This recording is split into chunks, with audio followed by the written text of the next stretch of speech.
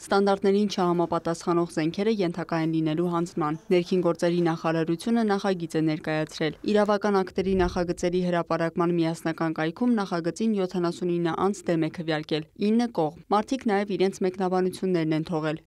Իմ կարծիքով անօրինական զենքերը ավելի կշատանան ու վերահսկողությունը ավելի կբարդանա։ Առաջարկում եմ ատրճանակը կրելու իրավունք տրվի միայն բացառիկ դեպքերում, երբ անձը կկարողանա ապացուցել, որ իր կյանքին ուղղված անընդհատ սպառնալիքներ կան։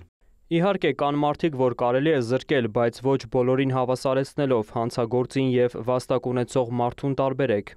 Զենքի շրջանառության կարգավորման մասին օրենքում փոփոխություններ կատարելու պատճառն այն է, որ հրազենի գործադրմամբ հանցագործություններն ավելի վտանգավոր են։ Դրանք կատարվում են ինչպես անօրինական, այնպես էլ օրինական պարգևատրական զենքերով։ Օրինագիծը հստակ չափորոշիչներ է նախատեսում, թե ովքեր կարող են պարգևատրական զենք ունենալ։ Պարգևատրական մեկ միավոր զենք կարող է ունենալ բացառապես այն անձը, ով համապատասխանում է հետևյալ երկու ստանդարտներից որևիցե մեկին։ Դրանք են, երբ տնօրինողը ունի Հայաստանի Հանրապետության ռազմականացված կազմակերպությունում 20 եւ ավելի տարի ստաժ եւ մայորի կոչում, առնվազն մայորի կոչում կամ դրան հավասարեցված դասային աստիճան։ Հաջորդ ստանդարտը դա հատուկ չափորոշիչների բավարարման պարագայում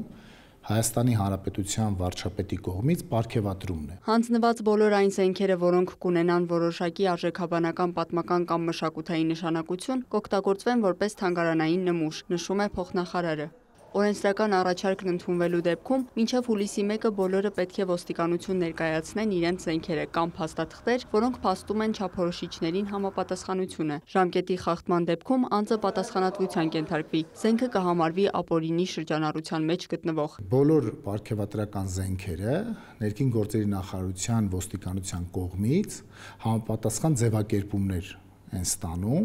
թույլտվության իմաստով եւ բնականաբար այդ զենքերը մեզ մոտ հաշվառված են եւ մենք տնօրինողներին նույնականացնելու ենք։ Զենքի պարգևատրումը հատկապես զինվորական իրավապահ ծառայություններում մշտապես կիրառվել է տարբեր պետություններում, համարվում է բարձր պարգև։ Այդ զենքը սակայն կարելի է օգտագործել ծայրահեղ անհրաժեշտության կամ ինքնապաշտպանության դեպքում։ Նախագծի նպատակն ըստ հեղինակների հանրային անվտանգության առավել բարձր մակարդակի ապահովումն է եւ Հայաստանում պարգևատրական զենքի կարգավիճակի իրավական ճիշտ դիրքավորումը։ Լիանա Խաչատուրյան, Ռաֆիկ Սողոմոնյան, լուրեր։